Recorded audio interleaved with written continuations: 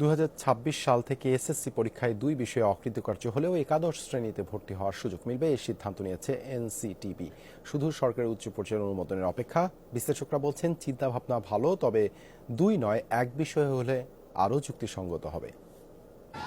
প্রচলিত কারিকুলামে এসএসসি পরীক্ষায় কেউ এক বা একাধিক বিষয়ে ফেল করলে তাহলে পুরো পরীক্ষায় সে অকৃতকার্য হয়। এতে ওই পরীক্ষার্থী একাদশ শ্রেণীতে ভর্তি হতে পারে না।